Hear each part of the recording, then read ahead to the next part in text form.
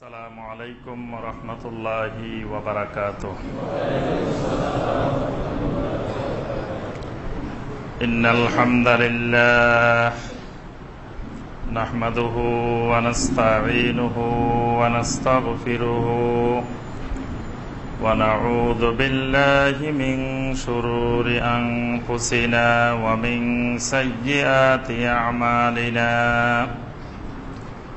من يهده الله فلا مضل له ومن يضلل فلا هادي له وأشهد أن لا إله إلا الله وحده لا شريك له وأشهد أن محمدا عبده ورسوله يا أيها الذين آمنوا اتقوا الله حق تقاته ولا تموتن إلا وأنتم مسلمون يا أيها الناس اتقوا ربكم الذي خلقكم من نفس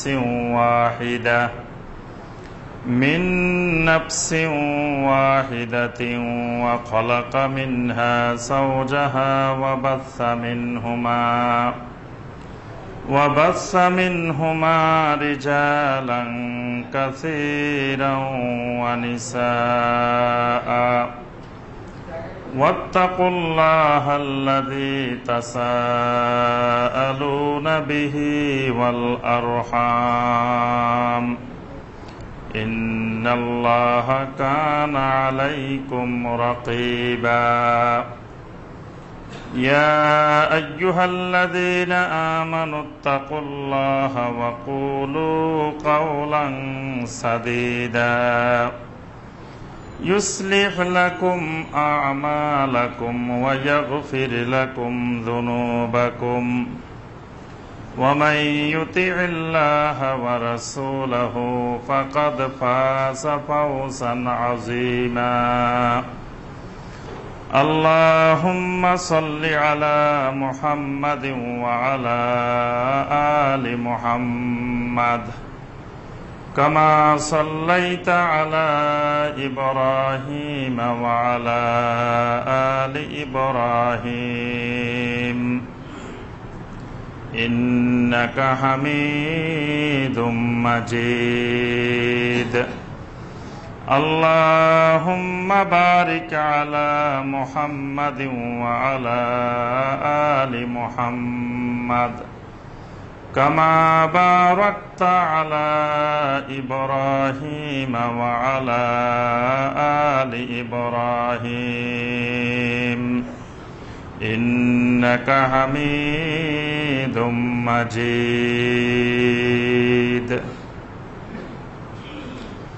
সম্মানিত ওলামায়ে কেরাম, দূরের এবং কাছের সম্মানিত দ্বীনী ভাই এবং বোনেরা, আল্লাহ রাব্বুল আলামিনের দরবারে কোটি কোটি শুকরিয়া যে মহান রাব্বুল আলামিন আমাদেরকে 1439 হিজরি সনের 6 জুলকাদা তারিখে সলাতুল জুমুআ আদায় এবং খুতবাতুল জুমুআ শোনার উদ্দেশ্যে আল্লাহ রাব্বুল আলামিনের পবিত্র ঘর মসজিদে উপস্থিত হওয়ার পরে কোরআনে কারীম এবং হাদিস নববী সাল্লাল্লাহু আলাইহি ওয়াসাল্লাম থেকে আল্লাহ রাব্বুল আলামিনের দ্বীন সম্পর্কে কিছু কথাবার্তা বলার এবং শোনার তৌফিক দিয়েছেন, সেই মহান রাব্বুল আলামিনের শুকর আদায় করি, সকলে বলি আলহামদুলিল্লাহ। সম্মানিত মুসল্লিয়ানে কেরাম, আজকের খুতবায় আমরা যে বিষয়টি আলোচনা করব ইনশাআল্লাহ, বিষয়টি হলো আল আহাদিস আল মাউদুআ আল মুরাওয়াজা ফি বাংলাদেশ, অর্থাৎ বাংলাদেশে বহুল প্রচলিত জাল হাদিস। ইতিপূর্বে আমরা 1 থেকে 40 নম্বর পর্যন্ত 4টি পর্বে আমরা আলোচনা করেছি। আজকে এই জাল হাদিসের উপরে 5ম পর্বের আলোচনা হবে ইনশাআল্লাহ। 41 থেকে 50 নম্বর পর্যন্ত এই 10টি জাল হাদিস, যেগুলো আমাদের দেশে একেবারে বহুল প্রচলিত এবং প্রত্যেক মুসলিম নারী পুরুষ প্রায় সকলেই এই জাল হাদিসগুলো জানে এবং এই জাল হাদিসগুলো এমন ডালপালা বিস্তার লাভ করেছে, এগুলো কেন্দ্রিক অসংখ্য এবাদত, অসংখ্য জিকির আজকার, অসংখ্য এবাদত এই জাল হাদিস কেন্দ্রিক আমাদের সমাজে, আমাদের দেশে তৈরি হয়েছে, যেগুলো শুনলে আমরা সবাই বুঝতে পারবো যে এগুলো তো আমরা ছোটবেলা থেকে, জন্মের পর থেকে শুনে আসতেছি এবং এটা বিশ্বাস করতে মহা কষ্ট হয়। খালি কষ্ট না, যে এই যুগ যুগ ধরে 50 বছর 100 বছর ধরে শুনে আসতেছি, হাজার হাজার লক্ষ লক্ষ মানুষের মুখে, বড় বড় আলেমদের মুখে শুনে আসতেছি, আর এখন শুনি এটা জাল হাদিস, এটা তো মানে বিশ্বাসে হতে চায় না। মানে এটা আমরাও যখন প্রথম লেখাপড়া করি আমাদেরও বিশ্বাস হয় না, কি বলে, আমরা এত বছর এত মাদ্রাসায় এত লেখাপড়া করলাম, এত ওস্তাদের কাছে লেখাপড়া করলাম, সারা জীবন সবার মুখে মুখে শুনে আসছি, এগুলা কেমনে জাল হাদিস। এই জন্য এগুলোকে অনেক যাচাই বাছাই করে, অনেক তদন্ত করে, অনেক পর্যালোচনা করে আমরা আপনাদের সামনে নিয়ে এসেছি, যাতে এইগুলোর ব্যাপারে আমাদের কোনো সন্দেহের অবকাশ না থাকে। আজকে আমরা 41 নম্বর থেকে শুরু করব ইনশাআল্লাহ। 41 নম্বর জাল হাদিস যেটি, সেটি হলো দরুদে না দে আলী, আরেকটি হলো দোয়ায়ে না দে আলী। নাম শুনছেন এটা? এই জাল হাদিসগুলো বাংলাদেশের কোন কোন অঞ্চলে খুব প্রসিদ্ধ, আবার কোন কোন অঞ্চলের মানুষ জানে না। অনেক জাল হাদিস আছে আপনার নোয়াখালী, চট্টগ্রাম ওই অঞ্চলে খুব প্রসিদ্ধ, আবার দেখা যাবে যে উত্তরবঙ্গের মানুষ শুনেও নেই। আবার অনেক জাল হাদিস আছে উত্তরবঙ্গে খুব প্রসিদ্ধ, অথচ ওই অঞ্চলের মানুষ শুনে নাই। এরকম জাল হাদিস আছে বিভিন্ন অঞ্চলে, বিভিন্ন খুব প্রসিদ্ধ। এই জাল হাদিসটা বাংলাদেশের কোন কোন অঞ্চলে ব্যাপক প্রচলিত, যে এটা হলো দরুদে না দে আলী, আর একটা হয় দোয়ায়ে না দে আলী। আমাদের বাংলা ভাষায় একটা বই আছে নেক আমল। নেক আমল নাম শুনছেন না? এক সময় আমাদের দেশের মুসলমানদের ঘরে ঘরে মকসুদুল মুমিনিন, নেক আমল, তারপরে দোয়ায়ে গানজুলাস, এরকম কিছু বই প্রত্যেক মুসলমানের ঘরে ঘরে থাকতো। এই বইগুলোর মধ্যে অসংখ্য জাল হাদিসের বিস্তার ঘটানো হয়েছে। তো এই নেক আমল বইয়ের মধ্যে এই দরুদে না দে আলী এবং দোয়ায়ে না দে আলীর বর্ণনা আছে। এখানে একটা হাদিসও বানানো হয়েছে, এই দরুদে না দে আলী এবং দোয়ায়ে না দে আলীর পক্ষে একটা হাদিস বানানো হয়েছে। হাদিসটা হলো না দে আলিয়ান, তোমরা বিপদ আপদে পড়লে আলীকে ডাকো। কাকে ডাকো? আলীকে ডাকো। মুজহিরাল আজায়েব, এবং আলীকে ডাকলে তুমি আশ্চর্যজনক ফলাফল পাবে। তাজিদুহু আউনাল্লাকা ফিন নাওয়ায়েব, তোমার বিপদ আপদে সমস্যায় আলীকে তোমার সাহায্যের জন্য সামনে পাবে। বিনবুওয়াতিকা ইয়া মুহাম্মদ, ডাকার সময় বলবা হে মুহাম্মদ, আপনার নবুয়তের উসিলায়। বিবেলায়াতিকা ইয়া আলী, হে আলী আপনার বেলায়েতের উসিলায়। এই হাদিসটা সম্পূর্ণ শিয়াদের বানানো একটা জাল হাদিস এবং সেরেকি জাল হাদিস। আল্লাহ পাক কোরআনে কারিমে অসংখ্য আয়াত নাজিল করছেন, শুধু যা দরকার সাহায্য চাইতে হবে কার কাছে? একমাত্র আল্লাহ সুবহানাহু ওয়া তাআলার কাছে। রাসূলের কাছেও সাহায্য চাইতে আল্লাহ পাক নিষেধ করছেন। কোন মাখলুকের কাছে কোনো সাহায্য চাওয়া যাবে না, যা দরকার একমাত্র আল্লাহ সুবহানাহু ওয়া তাআলার কাছে চাইতে হবে। সেখানে ডাইরেক্ট বানানো হয়েছে না দে আলিয়ান, আলীকে ডাকো বিপদে পড়লে, আলী তোমার বিপদ দূর করে দিবে। অনেকে হয়তো এই হাদিস শোনেন নাই, কিন্তু এই হাদিসের আমল চোখে দেখছেন। দেখবেন যে কিছু ধাক্কা দেওয়ার দরকার, 10-20 জন মিলে একসাথে মিলে কি বলতেছে? ইয়া আলী। শিরক। ডাকবে ইয়া আল্লাহ, আল্লাহকে ডাকবে, আল্লাহকে না ডেকে ডাকতেছে কাকে? ইয়া আলী। ওই যে না দে আলী, আলীকে ডাকো। এই হাদিসের আমল বাংলাদেশের প্রত্যেক অঞ্চলে আছে এই আমল, কিন্তু আলীকে ডাক দেওয়ার আমল, এটা হাদিস না জানলেও আলীর আমল কিন্তু জারি আছে। দেখবেন যে ইয়া আলী বলে ডাকবে। তারপরে যারা তাবিজের ব্যবসা করে, তাবিজের কিতাবগুলো খুলে দেখবেন, অনেক বড় বড় দরবারের তাবিজের কিতাব দেখবেন, সেই তাবিজের কিতাবের মধ্যে লেখা আছে ইয়া আলী। দেখবেন অনেক তাবিজের মধ্যে লেখা আছে ইয়া আবু বকর, ইয়া ওমর, ইয়া আলী, ইয়া ওসমান, এরকম লেখা আছে। আবার কোন কোন জায়গায় লেখা আছে শুধু ইয়া আলী তাবিজের মধ্যে। শিরক। আলীকে ডাকা হচ্ছে, আলীকে ডেকে বিপদ থেকে উদ্ধার পাওয়ার জন্য আশ্রয় চাওয়া হচ্ছে। আলী কেন্দ্রিক শিয়ারা আলী রাদিয়াল্লাহু তাআলা আনহুকে অতিভক্তি করতে গিয়ে শিরকের পর্যায়ে শিয়া সম্প্রদায় চলে গেছে, এবং যত শিরকের উৎপত্তি, অধিকাংশ শিরকের উৎপত্তি শিয়া সম্প্রদায় থেকে। তারাই শিরকের কারখানা। এই আলী রাদিয়াল্লাহু তাআলা আনহু কেন্দ্রিক তারা অসংখ্য শিরক আবিষ্কার করেছে। আজকে দেখেন আমরা সুন্নি, অথচ সুন্নিদের মধ্যে শিয়ার প্রভাব কত বিস্তার লাভ করেছে। শিয়াদের এই আকীদা, আলী রাদিয়াল্লাহু তাআলা আনহু কেন্দ্রিক যত আকীদা আছে সব সুন্নিদের মধ্যে চলে আসছে। বাংলাদেশের যত নাম আছে দেখবেন আলী কেন্দ্রিক নাম, অসংখ্য নাম। নূর আলী, তারপরে মোহাম্মদ আলী, আরো কত আলী, সব নাম এসেছে। হয় আলী আছে, না হয় হাসান আছে, না হয় হোসাইন আছে। পুরুষের নাম যা আছে অধিকাংশ নাম দেখবেন শেষে হয় আলী, না হয় হাসান, না হয় হোসাইন। মানে শিয়াদের এই আকীদা সুন্নিদের মধ্যে বিস্তার। আর মহিলাদের নামের শেষে খাতুন, খাতুন আছে না, আমেনা খাতুন, ফাতেমা খাতুন, অমুক খাতুন, সব খাতুন। এই খাতুনও শিয়াদের থেকে আসছে। খাতুনে জান্নাত, তারা ফাতেমা রাদিয়াল্লাহু তাআলা আনহার উপাধি দিচ্ছে খাতুনে জান্নাত। এটা ফার্সি শব্দ খাতুন। ওই খাতুনটা আবার আমাদের মহিলাদের মধ্যে চলে আসছে, সব খাতুন। নবী সাল্লাল্লাহু আলাইহি ওয়াসাল্লামের মায়ের নাম ছিল কি? আমেনা। আমেনা খাতুন ছিল নাকি? তো অথচ আমাদের দেশে দেখেন আমেনা খাতুন। তারপরে নবী সাল্লাল্লাহু আলাইহি ওয়াসাল্লামের মেয়ের নাম হলো ফাতেমা, কিন্তু আমাদের দেশে কি? ফাতেমা খাতুন, ফাতেমা বেগম, ফাতেমার সাথে আরো আছে। তারপরে এইভাবে নবী সাল্লাল্লাহু আলাইহি ওয়াসাল্লামের স্ত্রীর নাম আয়েশা। আয়েশার আগে পরে কিচ্ছু নেই, কিন্তু দেখা গেছে আমাদের দেশে কি? আয়েশা খাতুন। এই যে খাতুনের আবিষ্কার, এটাও শিয়াদের আবিষ্কার। এই শিয়ার প্রভাব মানে আমাদের এই অঞ্চলে এত ব্যাপক বিস্তার লাভ করেছে। এই শিয়া প্রভাবেরই ফসল হইল দরুদে না দে আলী, দরুদে দোয়ায়ে না দে আলী। এজন্য মোল্লা আলী কারি রাহিমাহুল্লাহ তার কিতাব আল আসরারুল মারফুআর 265 এবং 66 নম্বর কিতাবে তিনি বলছেন যে এটা শিয়াদের বানানো একটা সনদবিহীন মিথ্যা জাল বানোয়াট হাদিস, এবং এই দরুদ এবং এই দোয়া যদি কেউ পড়ে সম্পূর্ণ শিরক। এবং এই দোয়া পড়ে আমাদের দেশে অনেক এলাকা আছে এই দোয়ায়ে না দে আলী, দরুদে না দে আলী পড়ে।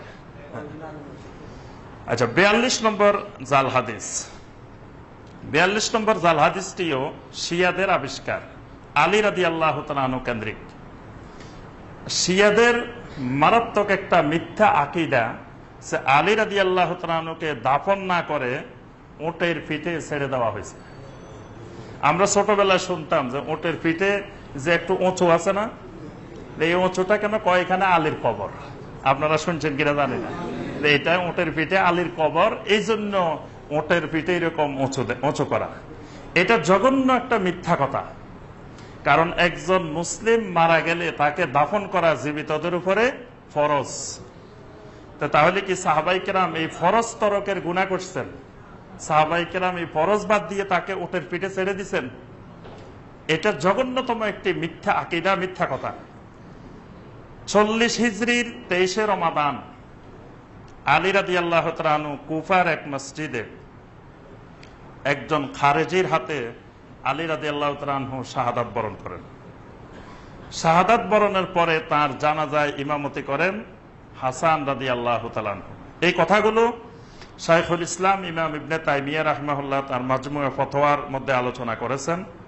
ইমাম ইবনে কাসির রাহিমাহুল্লাহ বেদায়া ওয়ান নেহায়ার মধ্যে আলোচনা করেছেন। মোল্লা আলী কারি রাহিমাহুল্লাহ আল আসরারুল মারফুআর মধ্যে এই কথাগুলো আলোচনা করেছেন। তার জানাজার নামাজের ইমামতি করেছেন হাসান রাদিয়াল্লাহু তাআলা আনহু। জানাজা শেষে আলী রাদিয়াল্লাহু তাআলা আনহুকে কুফায় তার বাড়ির ভিতরে তাকে দাফন করা হয়েছে। কারণ সাহাবায়ে কেরাম তখন আশঙ্কা করতেছিলেন তাকে বাড়ির বাইরে দাফন করলে খারেজিরা কবর থেকে তার লাশ তুলে নিতে পারে এবং তার লাশের প্রতি কোনো ধরনের অবমাননা করতে পারে, এজন্য তাকে ঘরের ভিতরে দাফন করা হয়েছে।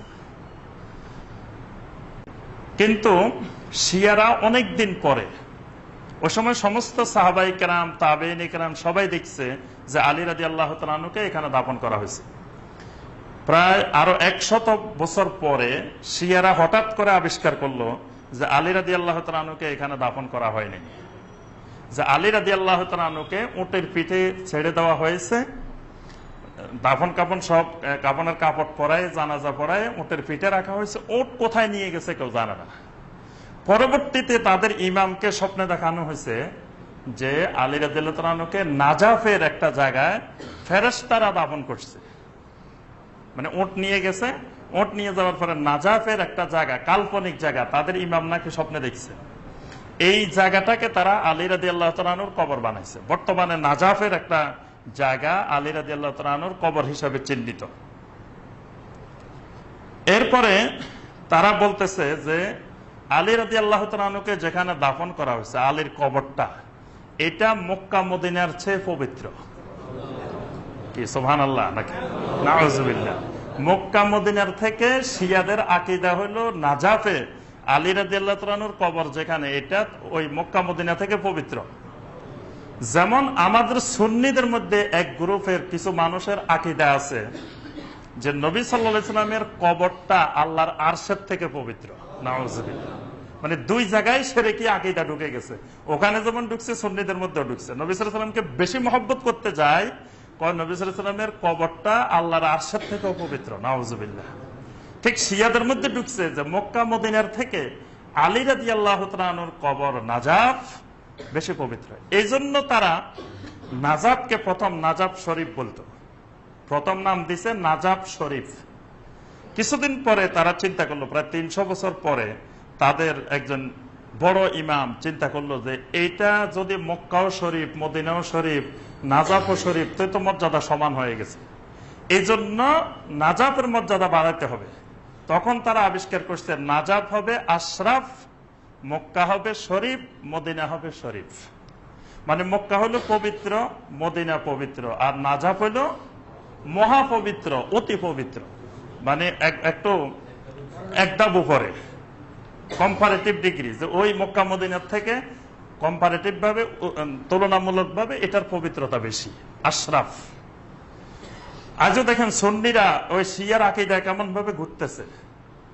সুন্নিরাও সবাই মক্কাকে শরীফ বলে, মদিনাকে শরীফ বলে, এবং সেটার দেখা দেখি সুন্নিরা বাকিগুলাকেও শরীফ বানাইছে। কোরআন শরীফ বানাইছে, হাদিস শরীফ বানাইছে, মাজার শরীফ বানাইছে, দরবার শরীফ বানাইছে, সব শরীফ। এটা শিয়াদের প্রভাব, শিয়া আকীদার, শিয়া চিন্তা চেতনার প্রভাব। মক্কাকে কোনো জায়গায়, কোনো কোরআন হাদিসে, কোনো কিতাবে, কোনো জায়গায় শরীফ লেখা হয়নি। আজও মক্কা মুকাররমার কোন জায়গায় আপনি দেখবেন না মক্কা শরীফ লেখা আছে। সব জায়গায় লেখা আছে কি মক্কা মুকাররমা, মক্কা আল মুকাররমা। মদিনা হইল মদিনা মুনাওয়ারা, একটা হলো মুনাওয়ারা আর একটা হলো মুকাররমা। সেটা না বলে শিয়ারা এটাকে শরীফ বানাইছে। শরীফ বানাইছে কি জন্য? ওই যে নাজাফের মর্যাদা বাড়ানোর জন্য। এজন্য এগুলা শরীফ, ওইটা হলো আশরাফ। এই যে তারা এই আলী রাদিয়াল্লাহু তাআলা আনহুর কবর কেন্দ্রিক যেই কথাগুলো বানিয়েছে, এগুলো সব সনদবিহীন মিথ্যা কথা, সনদবিহীন জাল হাদিস। এগুলো 43 নম্বর জাল হাদিস যেটি, সেটি হলো একটি প্রসিদ্ধ হাদিস আছে আমাদের দেশে, কথায় কথায় বলা হয় যে আসহাবি কান নুজুম বিআইয়িহিম ইক্তাদাইতুম ইহতাদাইতুম। আমার সাহাবীরা হলো এক একটি নক্ষত্রের মতো, তোমরা তাদের মধ্য থেকে তাদেরকে অনুসরণ করলে হেদায়েত পাবে। সাহাবায়ে কেরাম রিদওয়ানুল্লাহি তাআলা আলাইহিম আজমাইনের ফজিলত বর্ণনা করার জন্য জাল হাদিস বানানোর কোনো দরকার নেই। কোরআনে কারীমের কত আয়াত আল্লাহ সুবহানাহু ওয়া তাআলা সাহাবায়ে কেরামের মর্যাদা, ফজিলত বর্ণনা করেছেন। নবী সাল্লাল্লাহু আলাইহি ওয়াসাল্লামের অসংখ্য সহিহ হাদিসে সাহাবায়ে কেরামের ফজিলত, মর্যাদা বর্ণনা করা হয়েছে। কিন্তু তারপরেও যারা জাল হাদিস বানাইছেন, তারা এটাকে, এই মিথ্যা কথাটা বানাইছেন যে আসহাবি কান নুজুম বিআইয়িহিম ইক্তাদাইতুম ইহতাদাইতুম, যে আমার সাহাবীরা নক্ষত্র তুল্য, সুতরাং তাদেরকে তোমরা অনুসরণ করলে, একজনকে অনুসরণ করলে হেদায়েত পাবে। এটাকে এখন আজকালকার যুগে অনেকে দলিল হিসাবেও পেশ করে, যে দেখেন এখানে নবী সাল্লাল্লাহু আলাইহি ওয়াসাল্লাম বলছেন যে তাদের একজনকে অনুসরণ করলে, তাহলে সবাইকে অনুসরণ করতে রাসূল বলেন নাই, বলছেন কয়জনকে। এটা মাযহাবের দলিল দিতে যায় অনেকে জাল হাদিস পেশ করেন, যে দেখেন যে একজনকে অনুসরণ করতে বলছে সাহাবীদের, অথচ এই হাদিসটি সমস্ত মুহাদ্দিসিনে কেরাম বলছেন এটা জাল এবং ভিত্তিহীন। ইমাম আবু বকর বাজ্জার রাহিমাহুল্লাহ, ইবনে হাজম রাহিমাহুল্লাহ, ইমাম যাহাবী রাহিমাহুল্লাহ এবং সমস্ত মুহাদ্দিস এই হাদিসটিকে জাল হাদিস বলছেন, মিথ্যা হাদিস বলছেন। 44 নম্বর জাল হাদিস যেটি, সেটি হলো ইখতিলাফু উম্মতি রাহমাতুন, যে আমার উম্মতের ইখতিলাফ রহমত। এটা খুব প্রচলিত একটা কথা, আমাদের দেশে ছোটবেলা থেকে আমরা মাদ্রাসায় শুনে আসছি, বারবার বলা হতো, অনেক অসংখ্য আলেমের মুখেও শুনছি যে ইখতিলাফু উম্মতি রাহমাতুন। আল্লাহ রাসূল বলছেন আমার উম্মতের ইখতিলাফ রহমত স্বরূপ। এটা কোন সনদে, কোন হাদিসের কিতাবে এটার কোনো অস্তিত্ব নেই, কিন্তু মুখে মুখে সবার কাছে এটা হাদিস, আমার উম্মতের ইখতিলাফ রহমত। এই জন্য ইখতিলাফ খালি দিন দিন বাড়ে বাড়ে, ইখতিলাফ আর কমে না। অনেকে মনে করে ইখতিলাফ করলে অসুবিধা কি, ইখতিলাফ তো রহমত। ইখতিলাফ আলেমদের মধ্যে মানে এই হাদিস, জাল হাদিসের প্রভাবে দিন দিন খালি ইখতিলাফ বাড়ে, ইখতিলাফ আর কমে না। কারণ কয় ইখতিলাফ করলে অসুবিধা নেই, এই উম্মতের ইখতিলাফ আল্লাহ রাসূল বলছেন রহমত স্বরূপ, এই জন্য খালি ইখতিলাফ করে। অথচ এটা মোল্লা আলী কারি রাহমাহুল্লাহ, তারপরে ইমাম সৈয়ুতি রাহমাহুল্লাহ, ইমাম আলবানী রাহমাহুল্লাহ সবাই বলছেন যে এটি কোন সনদে, কোন হাদিসের কিতাবে, কোন জায়গায় এটি হাদিস হিসাবে বর্ণিত হয় নাই। ইখতিলাফ কোন কোন ক্ষেত্রে দুই এক জায়গায় প্রশংসনীয়, কিন্তু অধিকাংশ ক্ষেত্রে ইখতিলাফ নিন্দনীয়। মানে বিনা প্রয়োজনে অহেতুক ইখতিলাফ করা এটা নিন্দনীয় বিষয়, কিন্তু শরীয়ত যেখানে সুযোগ রেখেছেন সেখানে ইখতিলাফ করলে সেটা প্রশংসনীয়। যেমন কিছু কিছু বিষয় আছে যেই বিষয়গুলো ইমামে আজমকে কি বলে, মুহাম্মদুর রাসূলুল্লাহ সাল্লাল্লাহু আলাইহি সাল্লাম, ইমামে আজম হইলেন মুহাম্মদুর রাসূলুল্লাহ সাল্লাল্লাহু আলাইহি সাল্লাম। তো বলে ইমামে আজম কেমনে হইলেন? সমস্ত মানুষের ইমাম কারা? নবীরা। এক একজন নবী তারা মানুষের ইমাম, দুনিয়ার মানুষের ইমাম। ইব্রাহিম আলাইহিস সালামকে লক্ষ্য করে আল্লাহ পাক বলছেন, ইন্নী জাইলুকা লিন-নাসি ইমামা, ইব্রাহিম আমি তোমাকে দুনিয়ার সমস্ত মানুষের ইমাম বানাই দিলাম। এক একজন নবী, এক একজন ইমাম। সমস্ত ইমামদেরকে মেরাজের রাত্রিতে একত্রিত করা হয়েছে কোন জায়গায়? মসজিদে আকসা। সেখানে ইমামতি করছেন কে? আল্লাহ রাসূল সাল্লাল্লাহু আলাইহি ওয়াসাল্লাম। তাহলে ইমামদের ইমাম, ইমামুল আইম্মা, দুনিয়ার সমস্ত ইমাম, আদম আলাইহিস সালাম থেকে শুরু করে কিয়ামত পর্যন্ত যত ইমাম, সমস্ত ইমামের ইমাম মুহাম্মদুর রাসূলুল্লাহ সাল্লাল্লাহু আলাইহি ওয়াসাল্লাম। এই জন্য মুহাম্মদুর রাসূলুল্লাহ সাল্লাল্লাহু আলাইহি ওয়াসাল্লাম হলেন ইমামে আজম, মানে তার থেকে বড় ইমাম জমিনে আসেও নাই, কিয়ামত পর্যন্ত আসবেও না। সেই ইমামে আজম মুহাম্মদুর রাসূলুল্লাহ সাল্লাল্লাহু আলাইহি ওয়াসাল্লাম যখন কোন ফতোয়া স্পষ্ট করে দিবেন, বলে দিবেন এই ফতোয়ার মধ্যে হাত বসানোর ক্ষমতা দুনিয়ার কোন মুহাদ্দিসের, মুফতির, কোন মুফাসসিরের নাই। এখানে কেউ আর ইখতিলাফ করার কোনো সুযোগ নেই। কিন্তু কিছু কিছু বিষয় আছে এখানে ইখতিলাফ করা এটা নিন্দনীয়। এখানে বেশি ইখতিলাফ করতে গেলে ঈমান চলে যাবে, কারণ যেখানে রাসূলুল্লাহ সাল্লাল্লাহু আলাইহি ওয়াসাল্লাম স্পষ্ট করে দিয়েছেন সেখানে ইখতিলাফের সুযোগ নেই। কিন্তু কিছু কিছু বিষয় নবী সাল্লাল্লাহু আলাইহি ওয়াসাল্লাম নিজেই ইখতিলাফের সুযোগ রাখছেন, আল্লাহ পাক নিজেই সুযোগ রেখে দিয়েছেন। ওইগুলোতে ইখতিলাফ করলে সেটা নিন্দনীয় নয়, সেই ইখতিলাফ গ্রহণযোগ্য। কিন্তু এই হাদিসটি, এইটা জাল হাদিস। এই হাদিসটি কোন সনদে কোন জায়গায় বর্ণিত হয়নি। 45 নম্বর জাল হাদিস, এইটা হলো একেবারে কমন, প্রসিদ্ধ। আমাদের দেশে যে লেখাপড়া জানে না, জীবনে কোনোদিন স্কুল, কলেজ, মাদ্রাসায় কোথাও যায় নাই, সেও জানে এটা। সেটা হলো ওয়াইস আল কারনি রাহিমাহুল্লাহর ব্যাপারে। ওয়াইস করুনি নাম শুনছেন? এটা সবাই শুনছেন, একেবারে জন্মের পর থেকে শুনে আসছেন এটা। যে এইটা জানে না এরকম মানুষ বাংলাদেশে একবার কেউ নাই। একবার শিশু জন্মগ্রহণের পর থেকেই ওয়াইস করুনির নাম জানে, আর কারো নাম জানুক আর না জানুক। তার নাম হলো ওয়াইস ইবনে আমের আল কারনি রাহিমাহুল্লাহ। তিনি একজন প্রসিদ্ধ তাবেঈ। ওয়াইস ইবনে আমের আল কারনি রাহিমাহুল্লাহ, তিনি একজন প্রসিদ্ধ তাবেঈ। তার নামে বড় একটি মিথ্যা কথা হলো যে তিনি নবী সাল্লাল্লাহু আলাইহি সাল্লামের দাঁত ভাঙ্গার খবর পেয়ে তার দাঁত সবগুলা ভাঙ্গি ফেলছেন। এটা শুনছেন না? এই কথাটা একেবারে দাহা মিথ্যা কথা। তিনি একটা দাঁত ভাঙছেন এইরকম কোন বর্ণনাও কোন জাল হাদিসেও আসেনি। অথচ উনার কথা কিন্তু সহিহ মুসলিমের হাদিসে আছে, মুসনাদে আহমদের হাদিসে আছে, ওয়াইস আল কারনি রাহিমাহুল্লাহর কথা। কিন্তু কোন হাদিসে কোন সাহাবী কোন তাহাবী বর্ণনা করেন নাই যে উনার একটা দাঁত ভাঙ্গা, আমরা দেখছি যে উনার একটা দাঁত ভেঙে গেছেন, এই কথাও বর্ণনা করেন নাই। 32টা তো দূরের কথা, ওনার একটা দাঁত ভাঙছেন এটাও কোনো হাদিসে কোনো বর্ণনায় আসে নাই। কিন্তু আমাদের দেশে সবাই জানে যে ওয়াইস করুনির দাঁত সব ভাঙ্গি ফেলছেন, যে উনি খবর পাইছেন যে নবী সাল্লাল্লাহু আলাইহি ওয়াসাল্লামের একটা দাঁত ভাঙছেন, দাঁতটা কোন দিক দিয়ে ভাঙছেন উনি তো এটা জানেন না, এই জন্য ভাঙতে ভাঙতে 32টা সব ভাঙ্গি ফেলছেন। নাউজুবিল্লাহ। নবী সাল্লাল্লাহু আলাইহি ওয়াসাল্লামের দাঁত ভেঙেছেন এটা সত্য কথা, এটা সহিহ হাদিস দ্বারা প্রমাণিত।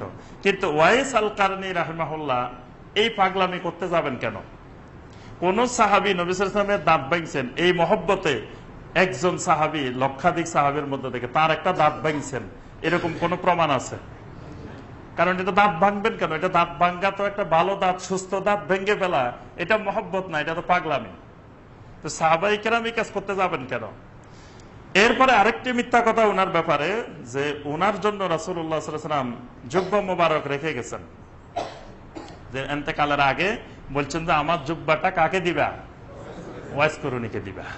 এই কথা আমরা ছোটবেলা থেকে শুনে আসতেছি, এইটাও ডাহা মিথ্যা কথা। নবী সাল্লাল্লাহু আলাইহি ওয়াসাল্লামের কোন কামিজ, কোন জামা, কোন পোশাক তার জন্য রেখে গেছেন এইরকম কোন বর্ণনা কোন সহিহ দঈফ জাল কোন হাদিসেই আসে নাই। গত বছর ব্রাহ্মণবাড়িয়া এক মাহফিলে আমি এই আলোচনা করছিলাম, তো তখন ওই এলাকার লোকেরা আমাকে ধরছে যে ওয়াইস করুনি জুব্বা পায় নাই, ফাইছে কিরা? এটা বলি যেতে হইব, কোথা থেকে এক হুজুর আছে কয় ওয়াইস করুনি জুব্বা পায় নাই, তো ফাইছেটা কিরা? আমি বললাম যে আচ্ছা ওয়াইস করুনি যদি জুব্বা পায় আপনাদের লাভটা কি? ওয়াইস করুনি জুব্বা পাইলে এই খুশিতে সবাই কি জান্নাতে চলে যাবেন? অথবা ওয়াইস করুনি জুব্বা পায় নাই তাই বলে আপনাদের ক্ষতিটা কি? যেটাতে আপনার লাভও নাই ক্ষতিও নাই। আবার এটা আকীদার কোনো বিষয় না যে ওয়াইস করুনির জুব্বার বিশ্বাস না করলে ঈমান চলে যাবে, এরকম আকীদার কোনো বিষয়ও না। তো এইরকম বিষয় নিয়ে আপনারা এত গরম, এত ক্ষিপ্ত কেন? কারণ ক্ষিপ্ত হওয়ার কারণ হচ্ছে তারা জন্মলগ্ন থেকে শুনে আসতেছে এবং হাজার হাজার আলেমের মুখ থেকে শুনছে যে এটা ওয়াজ করুনি জুব্বা পাইছে, এবং কত কাঁদছে ওয়াজ করুনির জন্য, ওয়াজ শুনছে আর কাঁদছে, এত চোখের পানি পালাইছে। এখন যদি কেউ যায় কয় যে ওয়াজ করুনি জুব্বা পায় না, তো এতদিন যা করছে সব তো বেহুদা। এই জন্য তো গরম হওয়াই স্বাভাবিক। আমি বুঝছি যে তাদের গরম হওয়াটা ঠিক আছে, তা আমি বললাম যে আস্তে আস্তে, এত গরম হওয়া যাবে না। আজকে তো মাত্র একটা দিছি, শব্দ কেন শুনেন নাই?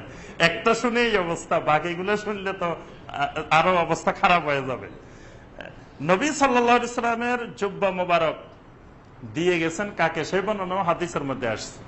নবী সাল্লাল্লাহু আলাইহি ওয়াসাল্লাম জীবিত থাকা অবস্থায় আব্দুল্লাহ ইবনে উবাই, মুনাফিকের সর্দার, তাকে নবী সাল্লাল্লাহু আলাইহি ওয়াসাল্লাম নবী সাল্লাল্লাহু আলাইহি ওয়াসাল্লামের জুব্বা মোবারক দিয়েছেন। কিন্তু সেই লোক জান্নাতি না জাহান্নামী? জাহান্নামী। নবী সাল্লাল্লাহু আলাইহি ওয়াসাল্লামের জুব্বা মোবারক পাই যে অরিজিনাল পাইছে সেও জাহান্নাম থেকে বাঁচতে পারে নাই। অর্থাৎ নবী সাল্লাল্লাহু আলাইহি ওয়াসাল্লামের জুব্বা গায়ে দেশে কবরে গেছে, কিন্তু কবরে তার আযাব মাফ হয় নাই। তাহলে ওয়াজ করুনি পাইছে না পাইছে এটার দ্বারা আমার আযাব মাফ হইব নাকি? অথচ বেহুদা জিনিস নিয়ে আমাদের দেশের মানুষ ঝগড়া করে, অনেক জায়গায় মারামারিও করে। দেখবেন চা দোকানে যাই বলে দেখিয়েন যে ওয়াজ করুনি জুব্বা পায় নাই, বাস মারামারি শুরু হয়ে যাবে। এই যে তার নামে কতগুলো মিথ্যা কথা, এই কথাগুলো সব বানোয়াট এবং ভিত্তিহীন মিথ্যা কথা। এগুলো মিথ্যা কথা কে বলছেন? ইমাম ইবনুল জাওজি রাহিমাহুল্লাহ তার আল মাওদুআত কিতাবে এই কথাগুলো আলোচনা করেছেন। মোল্লা আলী কারি রাহিমাহুল্লাহ তার আল আসরারুল মারফুয়া কিতাবে আলোচনা করেছেন। ইমাম সৈয়দী রাহিমাহুল্লাহ তার কিতাবে আলোচনা করেছেন। তবে ওয়াইস আল কারনি সম্পর্কে যেটা হাদিসে আসছে এটা আমাদের জানা দরকার। ওয়াইস আল কারনি রাহিমাহুল্লাহ তিনি নবী সাল্লাল্লাহু আলাইহি ওয়াসাল্লামের জীবদ্দশায় ইসলাম গ্রহণ করেছেন। তার বাড়ি হলো ইয়েমেনে। ইয়েমেন থেকে তিনি নবী সাল্লাল্লাহু আলাইহি ওয়াসাল্লামের সাথে দেখা করার জন্য আসতে পারেন নাই। তার মা অসুস্থ ছিলেন, তিনি তার মায়ের খেদমত করতেন। তো অনেকে আবার বলে যে ওয়াজ করে নিয়ে মাকে ফিটে নই হাঁটতেন, এটা মিথ্যা কথা। মায়ের খেদমত করতেন, সেবা যত্ন করতেন, এটা ঠিক আছে। তো তিনি নবী সাল্লাল্লাহু আলাইহি ওয়াসাল্লামের সাথে দেখা করতে আসতে পারেন নাই। নবী সাল্লাল্লাহু আলাইহি ওয়াসাল্লাম ওমর ইবনে খাত্তাব রাদিয়াল্লাহু তাআলা আনহুকে বলছেন, এই হাদিসটি সহিহ মুসলিমেও আসছে, মুসনাদ ইমাম আহমদেও আসছে। সামিআতু রাসূলুল্লাহ সাল্লাল্লাহু আলাইহি ওয়াসাল্লাম ইয়াকুল ইয়াতি আলাইকুম ওয়াইস ইবনে আমির, নবী সাল্লাল্লাহু আলাইহি ওয়াসাল্লাম বলছেন তোমাদের কাছে ওয়াইস ইবনে আমির নামে একজন ব্যক্তি আসবে, মা আমদাদে আহলিল ইয়ামেন, ইয়েমেনের সেনাবাহিনীর সাথে, ইয়েমেনের সৈন্য দলের সাথে তোমাদের কাছে এরকম একজন লোক আসবে যার নাম হবে ওয়াইস ইবনে আমির। মিন মুরাদিন সুম্মা মিন কারনিন, তিনি কারন গোত্রের মুরাদ শাখার লোক, এই গোত্রের লোক, তার পরিচয়। কানা বিহি বারাসুন ফাবারা মিনহু ইল্লা মাউদিয়া দিরহাম, তার পুরা শরীরে একসময় শ্বেতরোগ ছিল, আল্লাহ পাক তাকে শ্বেতরোগ থেকে মুক্তি দিয়েছেন, শুধু তার নাভির কাছে 1 দিরহাম পরিমাণ তার শ্বেতরোগ আছে এখনো, সেটা আল্লাহ পাক সুস্থ করেন নাই। লাহু ওয়ালিদাতুন হুয়া বিহা বাররুন, তার মা আছে, তার মায়ের প্রতি তিনি খুব যত্নশীল, মায়ের খুব খেদমত করেন। লাউ আকসামা আলাল্লাহি লা আবাররাহু, তিনি যদি আল্লাহর কসম করে কিছু বলেন, কিছু দোয়া করেন, আল্লাহ রাব্বুল আলামিন সেই দোয়াটা পূর্ণ করেন। সুবহানাল্লাহ। ফা ইন ইসতাতা'তা আন ইস্তাগফিরা লাকা ফাফআল, যদি কোনোদিন সম্ভব হয় ওই ওয়াইস ইবনে আমির থেকে তোমাদের দোয়া নেওয়ার, তোমরা তাকে বলবা তোমাদের জন্য ইস্তেগফার করার জন্য। সুবহানাল্লাহ।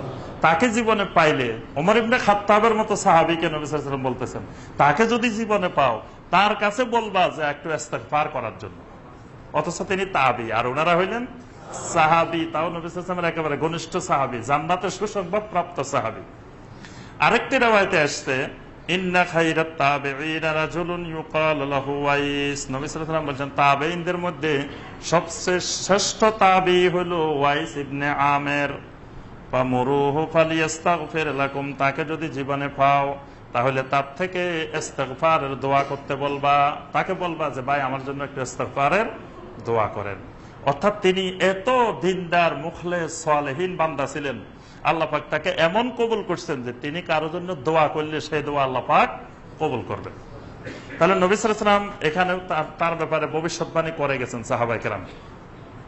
এখন ওমর রাদিয়াল্লাহু তাআলা আনহুর খেলাফতের সময়, ওমরের খেলাফতটা হলো 13 থেকে 23 হিজরি, এই সময় ইয়েমেনের সৈন্যদল মদিনায় আসলো। তখন তাদেরকে ওমর রাদিয়াল্লাহু তাআলা আনহু জিজ্ঞাসা করলেন যে শোনো, তোমাদের এলাকায় এইরকম যে একটা লোক আছে কিনা? তো তারা বললেন যে হ্যাঁ আছে। তো বললেন যে ঠিক আছে, পরবর্তীবার আসার সময় ওই লোকটাকে একটু নিয়ে আসবা। তো তারা পরবর্তীবার ইয়েমেন থেকে আসার সময় এই ওয়াইস ইবনে আমির আল কারনি রাহিমাহুল্লাহকে নিয়ে আসলেন। আনার পরে ওমর রাদিয়াল্লাহু তাআলা আনহু বললেন, আপনার কি শ্বেতরোগী ছিল? বলে যে হ্যাঁ ছিল। এখন কি 1 দিরহাম পরিমাণ আছে, বাকি সব ভালো হয়ে গেছে, আল্লাহ ভালো করে দিয়েছেন? বলে হ্যাঁ। আপনার আম্মা ছিল, আপনার খুব খেদমত করতেন? বলে যে হ্যাঁ। ওমর রাদিয়াল্লাহু তাআলা আনহু চিনে ফেলছেন এটাই সেই লোক, যে লোকের কথা নবী সাল্লাল্লাহু আলাইহি ওয়াসাল্লাম বলেছেন। বললেন যে ইস্তাগফিরলি, আপনি আমার জন্য একটু ইস্তেগফার করেন। তখন ওয়াইস ইবনে আমির আল কারনি রাহিমাহুল্লাহ বললেন, ইস্তাগফিরু লাকা ইয়া ওমর, হে ওমর আল্লাহ তোমাকে মাফ করে দিক। সুবহানাল্লাহ। আচ্ছা, ওমর যার কাছে দোয়া চাইছে, এবার বাকিরা তো পাইছে, এত বড় দিনদার সালেহীন মুখলেস মানুষ। তখন ওমর রাদিয়াল্লাহু তাআলা আনহু বললেন, শুনেন আপনি এখন কোথায় যেতে চান? আপনি কি ইয়েমেন যাবেন না অন্য কোথাও যাবেন? তিনি বললেন, না আমি আর ইয়েমেন যাব না, কারণ ইয়েমেন যদি আমি এখন যাই, আমার সাথে যে লোকেরা আসছে এরা পুরা ইয়েমেন গিয়ে প্রচার করে দিবে যে ওমরের মতো সাহাবী এই লোকের কাছে দোয়া চাইছে, এবং নবী সাল্লাল্লাহু আলাইহি ওয়াসাল্লাম তার ব্যাপারে এই কথা বলে গেছেন। তখন পুরা ইয়েমেনের লোক আমাকে কেন্দ্রিক বিভিন্ন শিরক, কুফর, বেদাতে লিপ্ত হয়ে যাবে। আমি আর ইয়েমেনে যাব না। কোথায় যাবেন? আমি কুফা যাব। ওমর রাদিয়াল্লাহু তাআলা আনহু বলেন, আমি কুফার গভর্নরের কাছে একটা চিঠি লিখে দিই, আপনার জন্য সেখানে সমস্ত প্রকার ব্যবস্থাপনা সরকারিভাবে করা হবে। তিনি বললেন, যদি আপনি চিঠি লিখে দেন তাহলে আমি কুফায়ও যাব না। আপনি কোনো চিঠি লিখবেন না, কোনো পরিচয় দিবেন না। তিনি অজ্ঞাত স্থানে চলে গেছেন কুফার এক জায়গায়। এরপর থেকে সাহাবায়ে কেরাম তাকে আর খুঁজে পান নাই। ওমর রাদিয়াল্লাহু তাআলা কুফা থেকে যত লোক আসতেন তাদের সবাইকে জিজ্ঞাসা করতেন, এরকম একটা লোকের কোন সন্ধান তোমরা পেয়েছো ওই এলাকায়? পরবর্তীতে খবর পেলেন, একজন বললেন যে আমাদের এলাকায় একটা একেবারে ভাঙ্গা ভগ্ন একটা ঘর আছে, বাড়ি আছে, মানে একেবারে নগণ্য একটা বাড়ি। ওই বাড়িতে এই ধরনের একটা লোক থাকেন, সারাদিন আল্লাহর ইবাদত বন্দেগী করেন, মসজিদে সালাত আদায় করেন, আমরা এই লোকটাকে দেখছি, কিন্তু তারা তো চিনে না এটা কোন লোক। তখন ওমর রাদিয়াল্লাহু তাআলা আনহু বললেন, পরবর্তীবার আপনারা যখন হজে আসবেন এই লোকটাকে নিয়ে আসবেন আবার। তখন এরা বললো যে কেন, এই লোকটা কি? বললেন যে এই লোকটার ব্যাপারে আল্লাহ রাসূল সাল্লাল্লাহু আলাইহি ওয়াসাল্লাম এই কথা বলছেন। ওমর রাদিয়াল্লাহু তাআলা আনহু বলে দিয়েছেন। এরা সবাই গিয়ে লোকটাকে ধরে ফেলছে, ধরে বলতেছে, আরে মিয়া আপনি এত বড় আল্লাহর ওলি, এখানে লুকাই রয়েছেন, আমাদের জন্য দোয়া করেন। বাস তিনি দোয়া করলেন যে ইস্তাগফিরুল্লাহ। এরপরে তিনি চিন্তা করলেন সর্বনাশ। বললেন যে তোমাদের কি ওমরের সাথে দেখা হয়েছে? হ্যাঁ দেখা হয়েছে, কারণ ওমর ছাড়া আর কেউ তো এই কথা বলার কথা না। এরপরে কুফা থেকে উনি চলে গেছেন, মানে লোক চক্ষুর অন্তরালে জনগণ, সাহাবাই কেরাম, তাবেঈন কেরাম উনাকে 20 বছর ধরে এরপরে আর খুঁজে পাওয়া যায়নি। উনি কোথায় ছিলেন, কোথায় জীবন কাটাইছেন পরিচয় দেন নাই, কোনো মানুষের সামনে আসেন নাই। দুনিয়াবি কোনো উনি ইচ্ছা করলে রাজকীয় হালতে একবারে ভোগ বিলাসের মধ্যে উনি থাকতে পারতেন রাষ্ট্রীয় মেহমান হিসাবে, কিন্তু উনি আর কারো কাছে পরিচয়ও দেন নাই, কোনো জায়গায় দেখাও করেন নাই। 20 বছর উনাকে আর কেউ দেখেন নাই।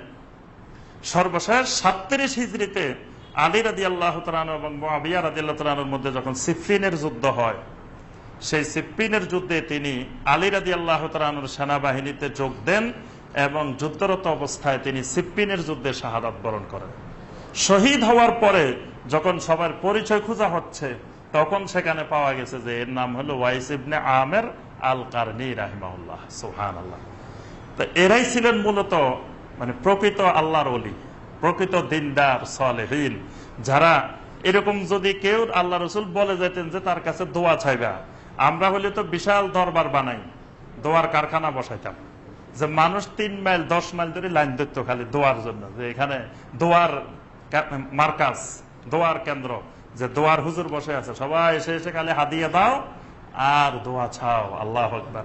আর এই সাহাবী কি অবস্থায় জীবন যাপন করছেন, এই তাবেঈ ওয়াইস ইবনে আমের আল কারনি রাহিমাহুল্লাহ। অথচ এই দিনদার মুখলেস আল্লাহর বান্দাটাকে নিয়ে মানুষ অসংখ্য মিথ্যা কথা সমাজে বানিয়ে প্রচার প্রসার করেছে যুগে যুগে।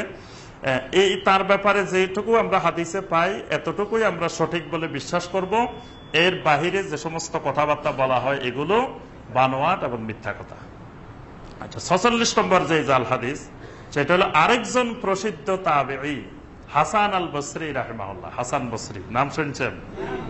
এই হাসান আল বসরি রাহিমাহুল্লাহ, তার নামেও অসংখ্য মিথ্যা কথা, অসংখ্য জাল হাদিস, বানোয়াট হাদিস বর্ণনা করা হয়েছে।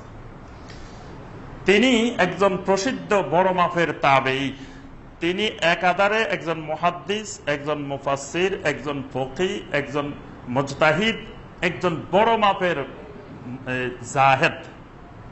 তার মধ্যে এত জুহদিয়া ছিল, তিনি দুনিয়া বিমুখ একজন প্রসিদ্ধ তাবেঈ ছিলেন হাসান আল বসরি রাহিমাহুল্লাহ। তিনি আব্দুল্লাহ বিন আব্বাস রাদিয়াল্লাহু তাআলা আনহুমার সরাসরি ছাত্র, তাবেঈনদের মধ্যে প্রথম সারির ছাত্র। কোরআনের তাফসিরের ক্ষেত্রে হাসান আল বসরি রাহিমাহুল্লাহর তাফসির ইবনে আব্বাসের ছাত্রদের মধ্যে সবচেয়ে বেশি গ্রহণযোগ্য। তিনি 22 হিজরিতে জন্মগ্রহণ করেছেন, 109 হিজরিতে ইন্তেকাল করেছেন। আমাদের দেশে প্রচলিত হলো হাসান বসরি আর রাবেয়া বসরির কাহিনী। অনেক জারি পুঁথি অনেক কিছু প্রচলিত আছে হাসান বসরি আর রাবেয়া বসরি, অথচ দুজনের সাথে জীবনে কোনোদিন দেখা সাক্ষাৎ হয় নাই। কারণ দেখা সাক্ষাৎ হবে কেমনে? রাবেয়া বসরি জন্মগ্রহণ করছেন 100 হিজরিতে, মৃত্যুবরণ করছেন 181 হিজরিতে। আর রাবেয়া বসরি হলো একটা গোমরা বিভ্রান্ত পাগল মহিলা, কোথায় আর কোথায়।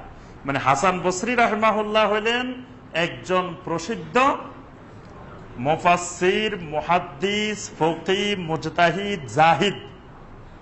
আর রাবেয়া বসরি হলো একটা পাগল, মস্তিষ্ক বিকৃত একটা পাগল মহিলা। অথচ আমরা কার সাথে কারে মিলিয়ে দিচ্ছি। এই মহিলার পাগল কিভাবে বললাম?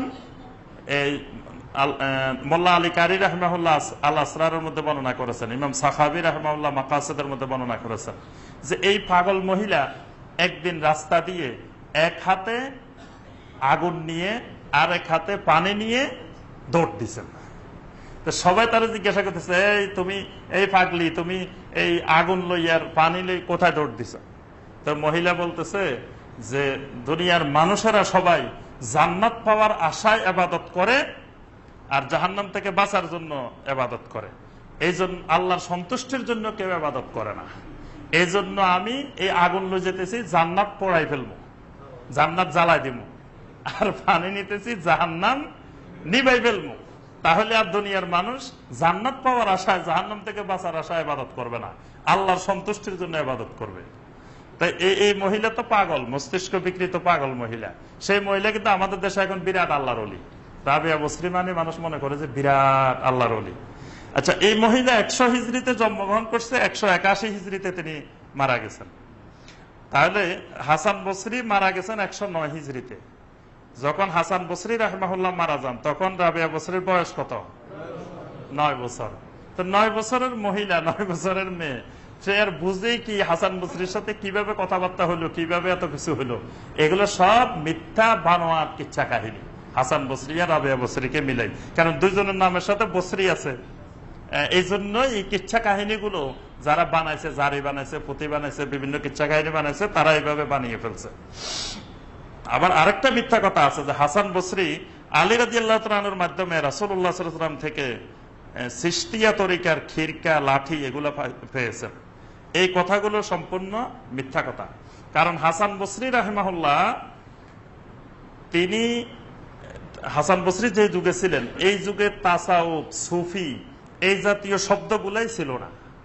এই শব্দগুলো আবিষ্কার হয়েছে আরো অনেক পরে, আরো শত শত বছর পরে। সেই যুগে তরিকত নামেও কোনো কিছু পরিচিতি লাভ করে নাই।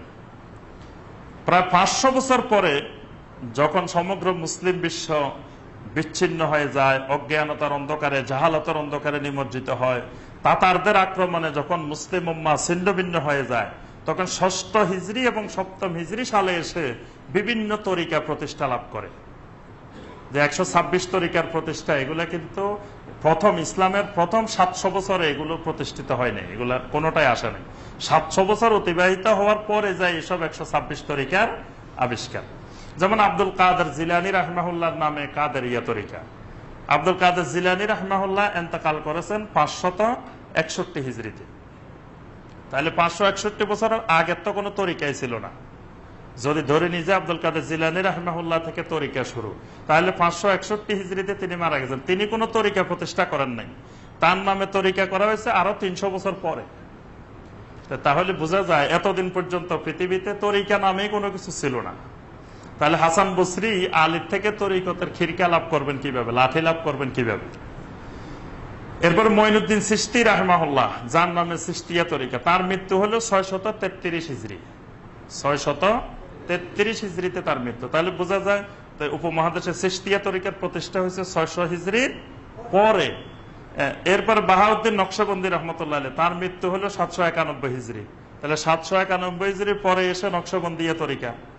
তাহলে বোঝা যায় যে হাসান বসরির যুগে তো এসব তরিকাই ছিল না। তরিকা থাকলে তো হাসান বসরির নামেও তরিকা প্রতিষ্ঠা হইতো, কিন্তু হাসান বসরির নামে কোনো তরিকা প্রতিষ্ঠা হয় নাই। আবু বকর, ওমর, ওসমান, আলীর নামে কোনো তরিকা প্রতিষ্ঠা হয় নাই। অর্থাৎ ওই যুগে এগুলোর অস্তিত্বই ছিল না। 500 বছর ধরে মুসলিম উম্মাহ এগুলোর নামও শুনে নাই। আচ্ছা, আলী আর হাসান বসরির সাথে দেখা হবে কিভাবে? হাসান বসরি থাকতেন বসরা। হাসান বসরির নামটা হাসান বসরি, কিন্তু তিনি থাকতেন মদিনা। হাসান বসরির জন্ম গ্রহণ করছেন বসরা, এজন্য তার নাম হয়েছে হাসান আল বসরি, কিন্তু তিনি থাকতেন মদিনা। আর আলী রাদিয়াল্লাহু তাআলা আনহুর রাজধানী ছিল কোথায়? কুফা। আলী রাদিয়াল্লাহু তাআলা আনহু থাকতেন কুফায়। তো কুফা আর মদিনা কত দূরে, শত শত মাইল দূরে। একজনের সাথে একজনের কোনোদিন দেখা সাক্ষাতে হয় নাই। আর যে সময় হাসান বসরি রাহিমাহুল্লাহর বয়স 13 বছর, তখন আলী রাদিয়াল্লাহু তাআলা আনহু খলিফা হয়েছেন। আর 40 হিজরিতে আলী রাদিয়াল্লাহু তাআলা আনহু শাহাদাত বরণ করছেন। অর্থাৎ যখন আলী রাদিয়াল্লাহু তাআলা আনহু শহীদ হন, তখন হাসান বসরির বয়স হলো 13 বছর। 13 বছর বয়সের ছেলেরে আলী রাদিয়াল্লাহু তাআলা আনহু কি খেলাফত দিবে, আর কি লাঠি দিবে, কি খিরকা দিবে? অর্থাৎ এই কথাগুলো পরবর্তী যুগের লোকেরা তাদের নামে বানোয়াট তৈরি করেছে। এগুলো 46 নম্বর। 47 নম্বর জাল হাদিস সেটি হলো কারামাতুল আউলিয়াই হাক্কুন, যে আউলিয়াদের কারামত হক। এই কথাটা হলো আকীদার কথা।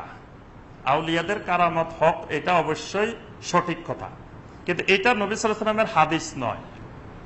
এটা হলো বিভিন্ন আকীদার বইতে আহলুস সুন্নাহ ওয়াল জামাতের আকীদা হিসাবে এটা লেখা হয়েছে যে কারামাতুল আউলিয়ায়ে হাক্কুন, যে আমরা আউলিয়াদের কারামতে বিশ্বাস করি। এটা আহলুস সুন্নাহ ওয়াল জামাতের আকীদা, যে আউলিয়া এদের কারামত এটা হক, এটাতে আমরা বিশ্বাসী। কিন্তু এটা নবী সাল্লাল্লাহু আলাইহি ওয়াসাল্লামের হাদিস না। একটা বই আছে রাহাতুল মুহিব্বিন, এই বইয়ের মধ্যে এটা লেখে, পিছনে লেখা আছে আল হাদিস, অর্থাৎ কোন আল হাদিস কোন গ্রন্থে আছে এটা বর্ণনা দেওয়া হয় না, খালি লেখা আছে আল হাদিস। অর্থাৎ এটা দুনিয়ার কোন হাদিসের গ্রন্থে সনদ হিসাবে আসে নাই। তবে কারামাতুল আউলিয়ায়ে হাক্কুন, এটা হক, এটা সত্য, এটা আমাদের আকীদা আহলুস সুন্নাহ ওয়াল জামাতের আকীদা। আমরা আউলিয়াদের কারামতে বিশ্বাসী। তবে এটা আউলিয়াদের কারামতটা বুঝতে আমরা উল্টা বুঝে গেছি। আমরা আউলিয়াদের কারামত বুঝতে যাই বুঝছি আউলিয়াদের ক্ষমতা। আল্লাহ সুবহানাহু ওয়া তাআলা কাউকে কোনো ক্ষমতা দান করেন নাই। সমস্ত ক্ষমতার একমাত্র একচ্ছত্র মালিক আল্লাহ সুবহানাহু ওয়া তাআলা। কারামত মানে সম্মাননা, কারামা থেকে ইন্না আকরামাকুম ইনদাল্লাহি আতকাকুম, তোমাদের মধ্যে সবচেয়ে সম্মানিত মানুষ হলো যারা বেশি তাকওয়াবান। তাহলে কারামাতটা হলো সম্মাননা। এটা আল্লাহ পাক যখন ইচ্ছা করেন, যাকে ইচ্ছা করেন, ক্ষমতাটা আল্লাহর, এটা আল্লাহই করেন। কিন্তু আল্লাহর নেককার বান্দাদেরকে, সালেহীন বান্দাদেরকে কেন করে? সালেহীন বান্দারা যখন কোনো বিপদে পড়ে বা কোনো একটা সমস্যায় পড়ে, আল্লাহ পাক এমন ভাবে সহযোগিতাটা করেন সেটা সে কল্পনাই করতে পারে না। মানে যিনি আল্লাহর দিনদার বান্দা, উনি বুঝেন না যে মানে উনার জন্য কারামতটা ঘটে যাচ্ছে, কিন্তু উনি জানেন না এটা ঘটান আল্লাহ সুবহানাহু ওয়া তাআলা। অর্থাৎ কারামতটা ঘোষণা দিয়ে ঘটানো যায় না, কারণ কারামতটা তার নিজের আয়ত্তে না, নিজের ক্ষমতায় না।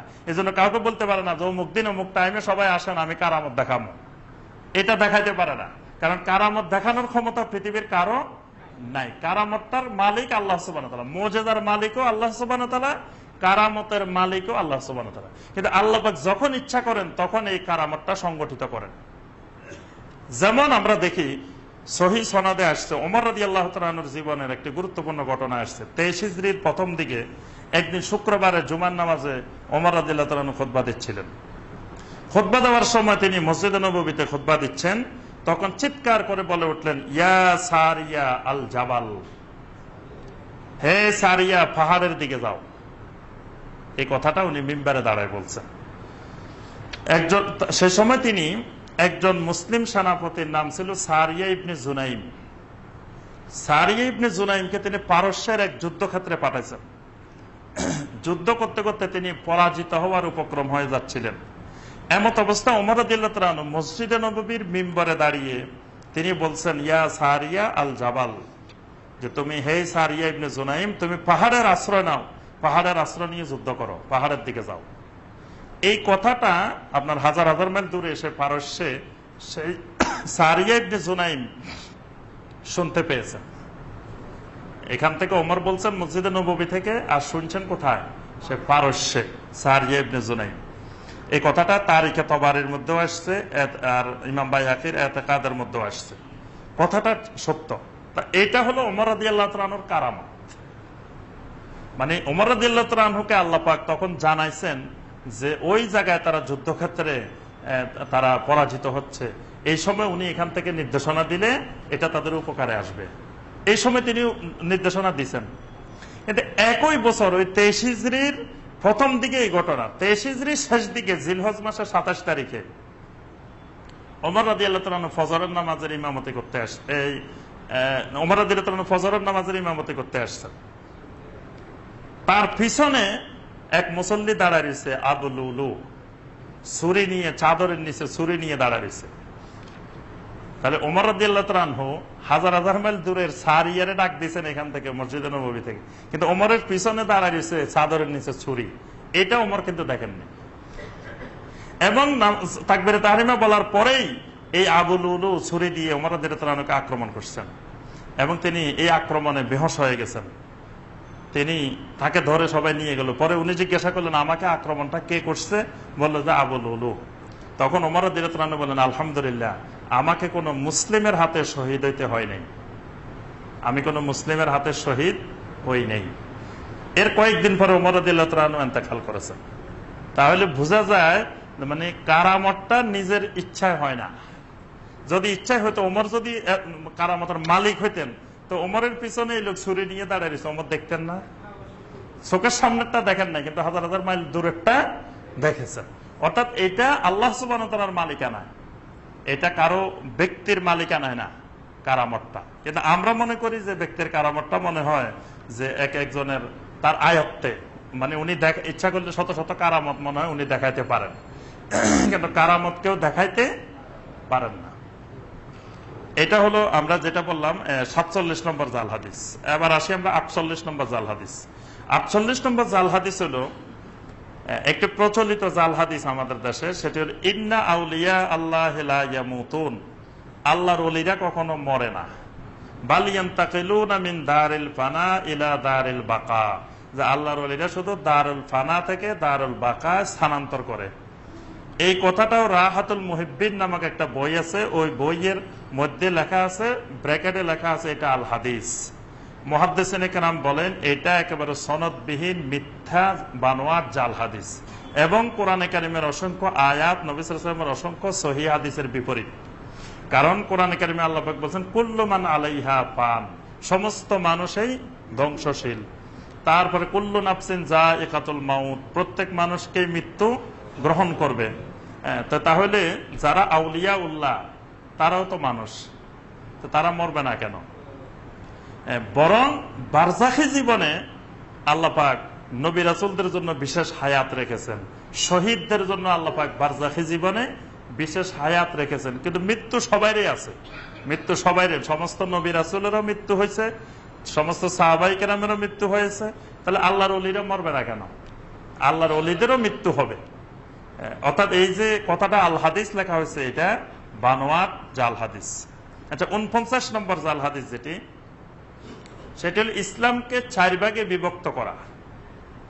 ইসলামকে কোরআন এবং সুন্নাহ 4 ভাগে বিভক্ত করা হয় নাই, কিন্তু পরবর্তীতে এটাকে ইসলামকে 4 ভাগে ভাগ করা হয়েছে। একটা শরীয়ত, একটা তরিকত, একটা মারেফত, আর একটা হাকিকত। এইটা হলো আরেকটা বহুল প্রচলিত জাল হাদিস। কোরআন এবং হাদিসে শরিয়া শব্দটা ব্যবহার হয়েছে, ইসলামী শরিয়ার কথাটা, শরিয়ার ব্যাপারে আয়াতও আছে, শরিয়ার ব্যাপারে হাদিসও আছে। কিন্তু ইসলামের 4টি স্তর বা 4টি পর্যায় বা 4টি বিভাজন, এই অর্থে তরিকত, মারেফত, হাকিকত এসব পরিভাষা কোরআনে হাদিসে কোনো জায়গায় ব্যবহৃত হয় নাই। কিন্তু আমাদের দেশের প্রত্যেক মুসলমান জানে যে একটা শরীয়ত, একটা তরিকত, একটা মারেফত, একটা হাকিকত। আলেমদেরকে বলে যে আরে মিয়া তুমি এখনো শরীয়তে আছো, নামাজ পড়ে না এক লোক। একদিন আমি জিজ্ঞাসা করলাম, কি আপনি নামাজ পড়েন না কেন? এত বড় আল্লাহর ওলি। আল্লাহর ওলির নখগুলো বিশাল লম্বা লম্বা, ভোগগুলো বিশাল লম্বা লম্বা, তারপরে চুলগুলো উস্কো খুস্কো হয়ে জট বেঁধে আছে, নামাজ পড়ে না। তো জিজ্ঞাসা করলাম, আপনি আল্লাহর ওলি হইলেন কেমনে, নামাজ পড়েন না, কিছু করেন না? তো বলে যে হুজুর আপনি বুঝবেন না, আপনি আছেন শরীয়তে, আমি আছি হাকিকতে। উনি এখন হাকিকতে পৌঁছে গেছে, আর আমরা আছি কিসে? শরীয়তে। তাহলে বোঝা যায় নবী সাল্লাল্লাহু আলাইহি সাল্লাম ইন্তেকাল পর্যন্ত শরীয়তের মধ্যেই ছিলেন। কারণ নবী সাল্লাল্লাহু আলাইহি সাল্লাম ইন্তেকালের আগ মুহূর্তে নামাজ ছাড়েন নাই, এক ওয়াক্ত নামাজ ছাড়েন নাই। তাহলে নবী সাল্লাল্লাহু আলাইহি সাল্লাম তরিকতেও পৌঁছতে পারেন নাই, মারেফতেও পৌঁছতে পারেন নাই, হাকিকতেও পৌঁছতে পারেন নাই। তো যেই জায়গায় আল্লাহ রসুল পৌঁছতে পারেন না, সেই জায়গায় আমাদের পৌঁছার দরকারটা কি? সেই জায়গায় তো শয়তানের পৌঁছার দরকার, সেই জায়গায় কোন মুমিনের, কোন রাসূলের উম্মতের পৌঁছার দরকার নেই। নবী সাল্লাল্লাহু আলাইহি ওয়াসাল্লামের ইন্তেকাল পর্যন্ত নবী সাল্লাল্লাহু আলাইহি ওয়াসাল্লাম গোঁফ ছোট করছেন, নখ কেটে রাখছেন, শরীয়তের সুন্নতগুলোর সম্পূর্ণ বাস্তবায়ন নবী সাল্লাল্লাহু আলাইহি ওয়াসাল্লাম ইন্তেকাল পর্যন্ত করছেন। তো যিনি সুন্নতের দরকার হয় না, তরিকতে হাকিকতে আছেন, তো ওই হাকিকতের আমাদের মুসলিম উম্মার দরকার নাই। তো কোরআন এবং সুন্নাহ এই জাতীয় বিভাজন এটা নাই, কোন জাল হাদিসেও আসে নাই যে ইসলামকে এইভাবে 4 ভাগে ভাগ করা হয়েছে। কিছু ইসলামের এরকম শরীয়ত, কিছু আছে তরিকত, কিছু আছে মারেফত, কিছু আছে হাকিকত। তবে আব্দুল কাদের জিলানী রাহিমাহুল্লাহর নামে আব্দুল কাদের জিলানী রাহমাহুল্লাহর নামে একটা বই আছে সিররুল আসরার। এটার মধ্যে আসলে আব্দুল কাদের জিলানী রাহমাহুল্লাহ বা এই জাতীয় বড় মাপের ওলামায়ে কেরাম যারা, এরা ইন্তেকালের পরে অনেকে তাদের বইয়ের মধ্যে নিজেরা লিখে লিখে তাদের বইয়ের মধ্যে ঢুকাইছে, নিজের চিন্তাধারা ঢুকাই উনাদের নামে চালাইছে। ওনাদের নামে চালালে মার্কেটটা ভালো পাওয়া যাবে, কারণ ওনারা প্রসিদ্ধ ব্যক্তি। আব্দুল কাদের জিলানী রহমতুল্লাহ আলাইহি বলছেন এই কথা বললে কথাটা শক্ত হয়ে যায়। তারপরে ইমাম গাজ্জালী রহমতুল্লাহ আলাইহি বলছেন কথাটা মানে খুব মজবুত হয়ে যায়। এই জন্য ওনাদের নামে অসংখ্য মিথ্যা কথা জাল হাদিস চালানো হয়েছে যুগে যুগে।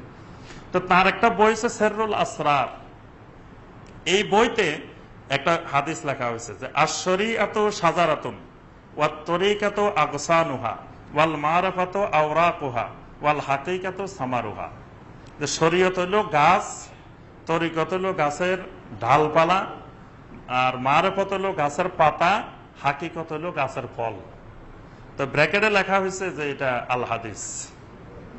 এখন আল হাদিসটা কোন হাদিস, কোন গ্রন্থের, কোথায়, কিভাবে আসছে, ওইটার কোনো রেফারেন্স নাই। মুহাদ্দিসিন ইকরাম এটা খুঁজে দেখেছেন, কোন হাদিসের গ্রন্থে পান নাই। এটা সনদবিহীন মিথ্যা বানোয়াট জাল হাদিস। অর্থাৎ কিছু আমরা এর আগে বারবার বলছি, জাল হাদিস দুই রকমের, একটা আছে সনদ আছে, আর একটা আছে সনদ নাই, মিথ্যা মানুষের মুখে মুখে। এগুলো হলো সনদবিহীন, এবং আমাদের দেশে এটা খুবই প্রসিদ্ধ।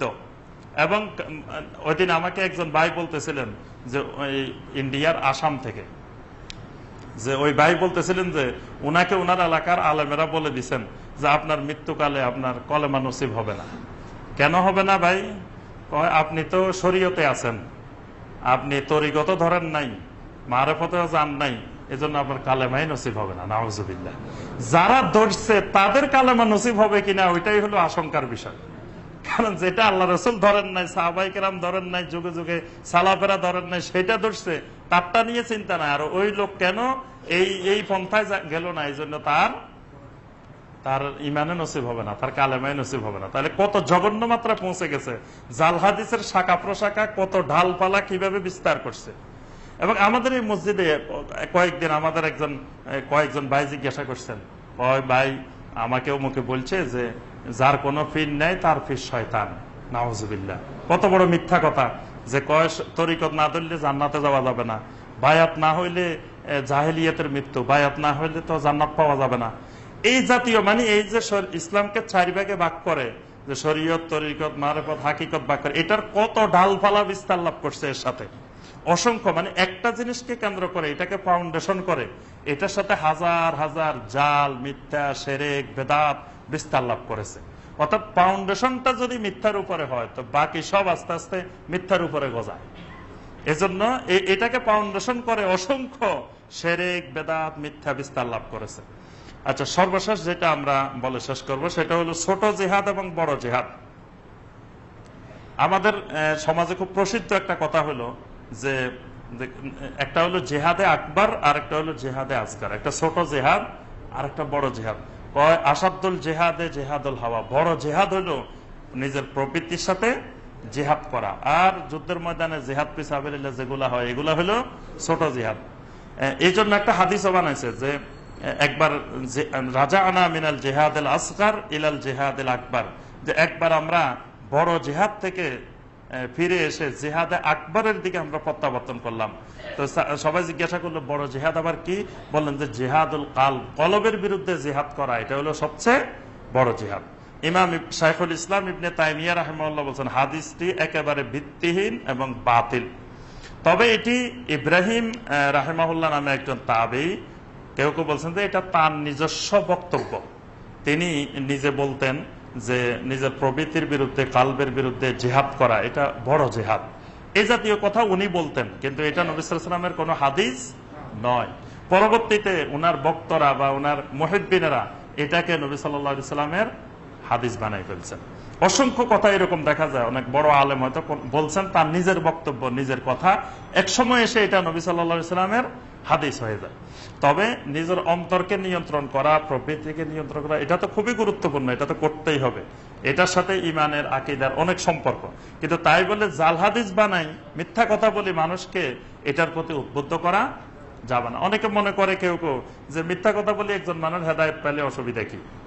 এজন্য দেখবেন মসজিদে দাঁড়াই বা রাস্তায় দাঁড়াই অসংখ্য মিথ্যা কথা বলে যাচ্ছে, কিন্তু তার একটু ভয় লাগতেছে না যে আমি যে এত মানুষের সামনে মিথ্যা কথা বলতেছি, মিথ্যা কথা বলে দাওয়াত দিচ্ছি, আমার কি হবে। কারণ উনার এই আকীদা ঢুকছে, মিথ্যা কথা দিয়ে যদি একজন মানুষ হেদায়েত পায় তো অসুবিধা কি। মিথ্যা কথা দিয়ে, আমার মিথ্যা কথা দিয়ে একজন মানুষ হেদায়েত পাইছে, তো আলহামদুলিল্লাহ সে জান্নাতি হয়ে গেছে। আর আমি মিথ্যা কথা বলি জাহান্নামী হয়ে গেছি। তা আরেকজনকে হেদায়েত করতে যায় আমি জাহান্নামী, তা আমার লাভটা কি হয়েছে? তার থেকে ওই লোক হেদায়েত না পাক, তো আগে আমি জান্নাতে যাই। কি বলেন? আগে তো আমার নিজেকে জান্নাতে নিতে হবে, জাহান্নাম থেকে বাঁচাইতে হবে, তারপরে না আরেকজন হেদায়েত পাইছে না পাইছে। তাকে হেদায়েত দিতে যাই আমি মিথ্যা কথা বলে, তো নিজে জাহান্নামে যাওয়ার দরকারটা কি? আল্লাহ সুবহানাহু ওয়া তাআলা আমাদের সবাইকে এই জাতীয় সমাজে প্রচলিত মিথ্যা জাল হাদিসগুলো থেকে হেফাজত করুন। আল্লাহ পাক আমাদের সবাইকে কোরআন এবং নবী সাল্লাল্লাহু আলাইহি ওয়াসাল্লামের সহিহ হাদিসগুলোকে শক্ত করে মজবুত করে ধরে আমল করার তৌফিক দান করুন। আমিন ইয়া রাব্বাল আলামিন।